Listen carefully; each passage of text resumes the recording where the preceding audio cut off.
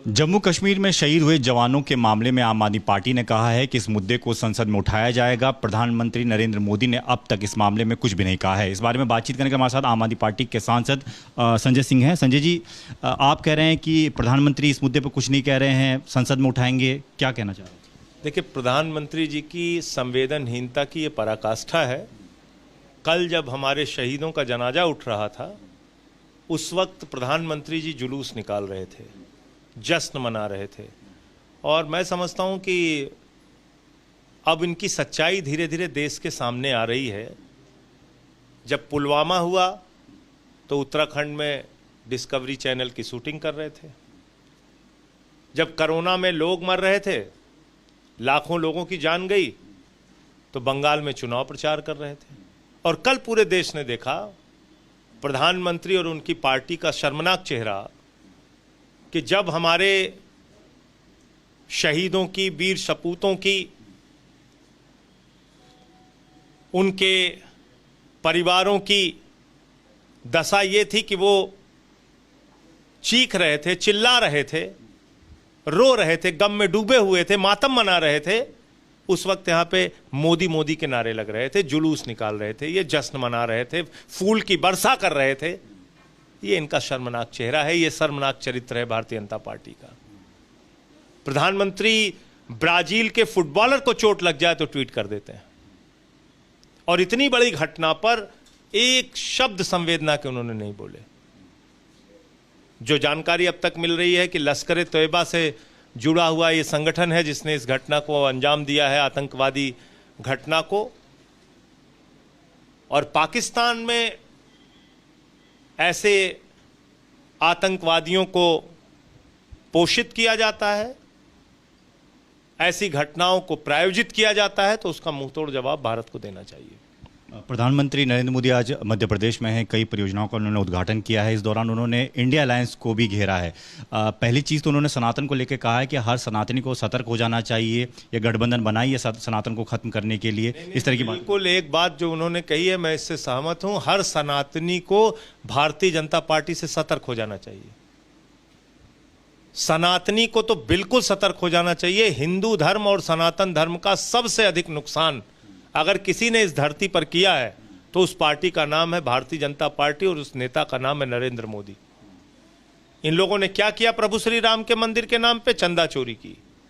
इनके नेता शिवराज सिंह जी कहते हैं नरेंद्र मोदी भगवान श्री राम हैं और अमित शाह जी बजरंग बली हैं।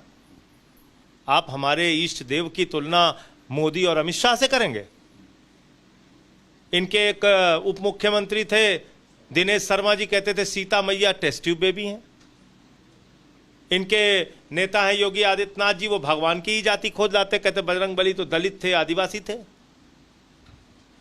इन लोगों से धर्म का सम्मान सीखना है। जिस एक नेता ने कहा कि विस्की में ये बसें और रम में ये बसें और जिन में ये बसें, उसके बेटे को तो आप कैबिनेट मंत्री बना के घुमा रहे हैं। तो आपसे धर्म का सम्मान सीखना है। तो इसलिए जहां तक भारतीय जनता पार्टी का प्रश्न है, उन्होंने सनातन धर्म और हिंदू धर्म का सबसे ज्यादा नुकसान किया है। इनसे हर हिंदू को, हर सनातनी को सावधान रहना चाहिए, नंबर एक। दूसरी बात, सनातन धर्म का, हिंदू धर्म का अपमान करने का अधिकार किसी को नहीं है। हमारे नेता अरविंद केजरीवाल जी का साफ मानना है, उनका नारा है इंसान से इंसान का हो भाईचारा, यही पैगाम हमारा। तो हम किसी के धर्म के खिलाफ कोई टिप्पणी ना करें। और डीएमके का, उदयनिधि मारन का जो बयान है, उससे आम आदमी पार्टी कतई दूर दूर तक सहमत नहीं है, और ऐसा किसी भी धर्म के मानने वाले व्यक्ति को बोलना नहीं चाहिए। प्रधानमंत्री ने एक और बड़ी बात कही है आपके गठबंधन को लेकर, एक घमंडिया गठबंधन है, नेतृत्व तय नहीं है, सब भ्रम की स्थिति है, जो नेता ही नहीं तय कर पा रहे, वो आगे चीज़ें क्या तय कर रहे हैं? देखिए, ऐसा है कि प्रधानमंत्री का तो ये चरित्र है कि अगर कल हम अपने गठबंधन का नाम, हालांकि हमारे नारे में जुड़ा हुआ है जुड़ेगा भारत जीतेगा इंडिया, लेकिन अगर इस गठबंधन का नाम भारत हो जाए तो भारत को भी गालियां देने लगेंगे। इस गठबंधन का नाम इंडिया है तो इंडिया को ही गालियां दे रहे हैं। कभी घमंडिया कह रहे हैं, कभी इंडियन मुजाहिदीन कह रहे हैं, कभी सिमी कह रहे हैं। तो प्रधानमंत्री जी से मैं कहना चाहता हूं कि इतना व्याकुल मत हो, तुम्हारा 2024 में विदाई समारोह इस देश की जनता करेगी। आप सत्ता से हटेंगे और घमंड का आचरण किसका है, कौन अहंकार में डूबा हुआ है, ये सब जानते हैं, किसी को बताने की जरूरत तो है नहीं। एक आखिरी सवाल संजय जी, भोपाल में रैली होनी है इंडिया गठबंधन की और बैठक भी होनी है।